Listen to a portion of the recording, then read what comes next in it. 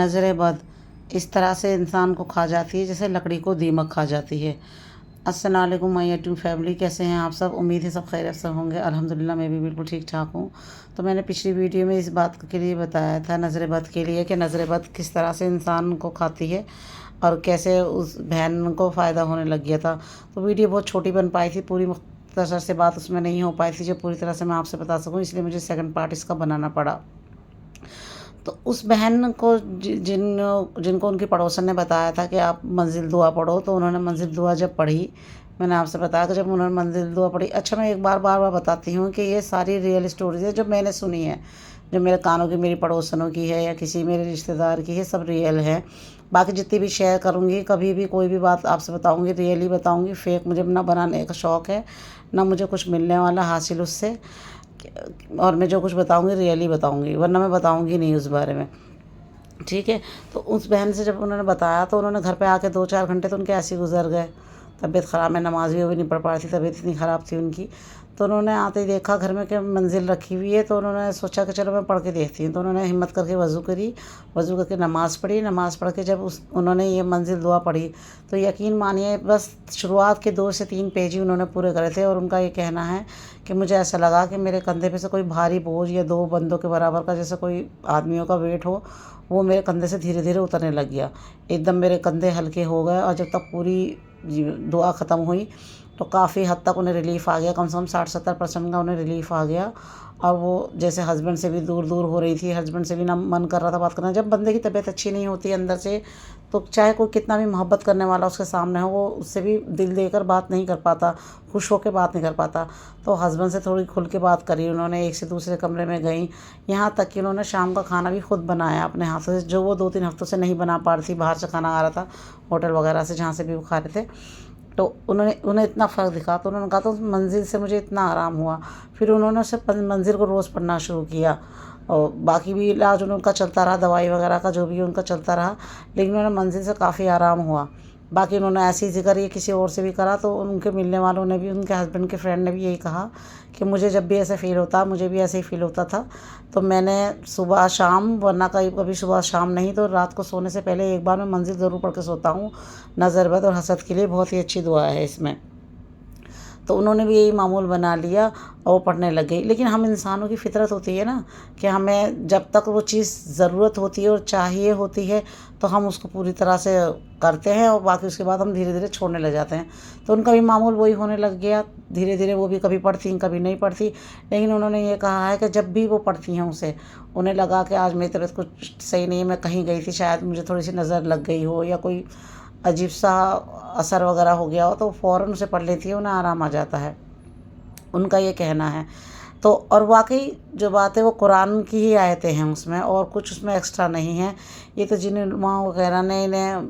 وہ اس کو ایجاد کیا ہے، جس طرح سے صورتوں میں سے آیتیں ڈھونڈ ڈھونڈ کے نکالی، انہوں نے ساری وہ آیتیں ڈھونڈی ہیں جو نظر بد، حسد، جلن اور دشمنوں سے فتح حاصل کرنے کی ایسی ساری آیتیں وغیرہ اس کے اندر ہے۔ تو ظاہر سی بات شفا ہونی ہے کہ قرآن میں شفا من جانب اللہ ہے،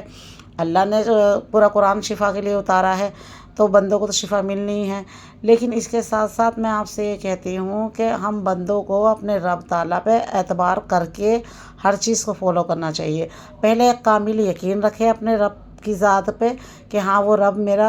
میرا محافظ ہے، میرا رب میری ہیلپ کرے گا، میرا اللہ میری مدد فرمائے گا، اور وہی طاقت رکھتا ہے صرف مجھے شفا دینے کی، چاہے وہ جسمانی ہو چاہے روحانی ہو، اس کے علاوہ کوئی طاقت نہیں رکھتا۔ ٹھیک ہے آپ ڈاکٹر پہ جا رہے ہو، وہ ایک ذریعہ ہے، ڈاکٹر ایک ذریعہ ہے،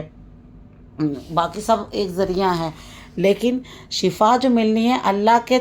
سہارے ملنی ہے، اللہ کی طرف سے ملنی ہے۔ اگر آپ دوائی کھاتے ہیں اور آپ یہ سوچتے ہیں میں اس دوائی سے ٹھیک ہو جاؤں گی یا میں اس دوائی سے ٹھیک ہو جاؤں گا، تو آپ شرک کر رہے ہیں۔ آپ کو یہ سوچنا ہے یہ دوائی بظاہر کچھ نہیں کرے گی، دوائی میں کھا رہا ہوں اللہ کیونکہ علاج کرنا سنت ہے، لیکن شفا میں تجھ سے مانگتا ہوں، شفا مجھے تیری ذات سے امید ہے، اس دوائی سے نہیں۔ تو آپ کو یہ نیت بنانی پڑے گی۔ میں نے کئی لوگ ایسے دیکھے ہیں اپنے زندگی میں کہ بستر پہ پڑے ہوئے ہیں، بہت ہی محتاج ہیں یا کچھ بھی، لیکن انہیں کتنا بھی کہو کہ آپ کلمہ پڑھ لو، آپ یہ سورہ پڑھ لو، یا آپ کو یہ پڑھنے سے یہ آرام ہوگا، لیکن ان کو بالکل سمجھ میں نہیں آتا ہے بھائی میں نہیں جانتی ان کا کیا وہ ہوتا ہوگا، لیکن میں کئی لوگ ایسے دیکھتے ہیں، کہتے ہیں ارے ہم نے تو پڑھ کے دیکھ لیا، ارے یہ بھی کر لیا، میرے بیٹے نے یہ بتایا تھا میں نے تو وہ بھی کر کے دیکھ لیا، میرے بیٹی نے وہ بتایا تھا میں نے تو وہ بھی، کچھ بھی نہیں ہو رہا، کچھ آرام نہیں ہو رہا، صدقہ بھی دے دیا۔ ارے بھائی اس طرح سے نہیں ہوتا صدقہ، اس طرح سے نہیں پڑھا تھا۔ جیسے آپ اجاڑ دل سے، بے اداسی دل سے پڑھو گے تو کیسے رزلٹ آ جائے گا اس چیز کا؟ آپ اللہ پہ آپ ایگزام دینے جاتے ہیں، کیوں دینے جاتے ہیں ایگزام؟ اسی امید پہ دینے جاتے ہیں نا کہ انشاءاللہ میں پاس ہوں گا، کہ میں نے اچھے سے یاد کیا، میں اچھے سے پاس ہو جاؤں گا۔ بس ایسے ہی اللہ کے سامنے ظاہر ہوئی ہے کہ ہاں میں اچھے سے پڑھ رہا ہوں اللہ، باقی رزلٹ دینا تیرے ہاتھ میں ہے، پاس کرنا تیرے ہاتھ میں ہے، مجھے شفا دینا تیرے ہاتھ میں ہے۔ یہ تھوڑی کہ ہاں مجھے کچھ آتا نہیں، بجا کے پیپر میں لکھ کے آیا، ایسے نہیں ہوتا ہے۔ آپ کو دل سے کامل یقین اللہ کی ذات پہ رکھنا ہے، اللہ پہ بھروسہ رکھنا ہے، اور شفا کی امید لگائے رکھنی ہے، اور صبر کا دامن تھام کر رکھنا ہے۔ کیونکہ دیکھیے کچھ بھی چیز آپ کرتے ہیں اس میں صبر آپ کو ضرور چاہیے، کیونکہ اگر صبر آپ نہیں کریں گے تو آپ کہیں نہ کہیں ڈی موٹیویٹ ہو جائیں گے، یا آپ معاذ اللہ آپ کفر کی طرف چلے جائیں گے، آپ نا امیدی کی طرف چلے جائیں گے۔ تو صبر آپ کو ضرور کرنی ہے۔ ہو سکتا ہے آپ کو ایک دن میں رزلٹ آ جائے۔ اب میں نے جو اسٹوری بتائی ہے یہ ریئل اسٹوری ہے، اب ان کو 2 دن میں 2 پیج پڑھنے کے بعد آرام آ گیا، ضروری نہیں ہر کسی کو 2 پیج پڑھنے کے بعد آرام ہوتا ہے، کسی کو 2 مہینے بعد پڑھنے پہ آرام آئے، لیکن وہ سب اللہ کا حکم ہے۔ دیکھیے اللہ کس کو کیسے شفا دینا چاہتا ہے، وہ اس کا مقصد ہے، وہ جانتا ہے اسے کس طرح سے شفا دینی ہے، اسے کب شفا دینی ہے اس بندے کو۔ اگر اسے لگ رہا ہے مجھے اس ٹائم اس کے لیے شفا اچھی نہیں ہے تو وہ ابھی نہیں بعد میں دے گا، لیکن وہ اس کا کام ہے۔ آپ کا کام صرف اللہ تعالیٰ سے مانگنا ہے اور اس کی ذات سے امید کرنی ہے۔ تو آپ اسی طرح سے میرے کہنے سے بھی آپ پڑھ کے دیکھیے، اگر آپ کو کچھ بھی مسئلہ ہے، منزل پڑھیے، منزل پڑھ کے اپنے اوپر دم کیجئے، دونوں ہاتھوں پہ پھونک ماریے، اپنے سینے پہ پھونک ماریے، اور منزل پڑھ کے آپ اپنے اوپر دم کیجئے۔ کبھی گھبراہٹ، انزائٹی وغیرہ ہوتی ہے تب بھی آپ اسے کر سکتے ہیں۔ تو بہت اچھا اللہ کا کلام ہے پروردگار کا، کیونکہ پوری اس رب نے سب کچھ ہمارے لیے بنایا ہے، سب کچھ، پوری دنیا اس نے ہمارے لیے کھڑی کر دی، زمین ہمارے لیے اس نے بچھا دی، آسمان کو ہمارا سر پہ چادر کی طرح اسے بچھا دیا، پھول ہمارے لیے، پتے ہمارے لیے، کھانا ہمارے لیے، پانی ہمارے لیے اس رب نے کر دیا۔ تو کیا ہم اس رب تعالیٰ کے لیے تھوڑا سا وقت نہیں نکال سکتے؟ بجاتے اس کی شان میں کوئی اضافہ نہیں ہونے والا، ہمارا کچھ کرنے سے اس کی شان میں کوئی اضافہ نہیں ہونے والا، اور ہمارے نہ کرنے سے اس کی شان میں کوئی فرق بھی نہیں آنے والا۔ یہ تو سب جو کرتے ہیں بھائی بہنوں، ہم اپنے لیے کرتے ہیں، ہم اپنے لیے کرتے ہیں۔ ہمارا رب بس ہمیں یہ دیکھنا چاہتا ہے، ہماری نیت دیکھنا چاہتا ہے، میرا رب میرے بندے مجھے کیسے پکار رہے ہیں، کس نیت سے پکار رہے ہیں۔ تو آپ کو اگر یہ ویڈیو اچھی لگی ہے تو اسے پلیز لائک، شیئر اور سبسکرائب ضرور کیجیے گا، اور جانے سے پہلے نیچے ایک پیار سے کمنٹ ضرور چھوڑ کر جائیے گا، اور آنے والے وقت میں کس ٹائپ کی ویڈیو بناؤں، کس اس پہ ویڈیو بناؤں،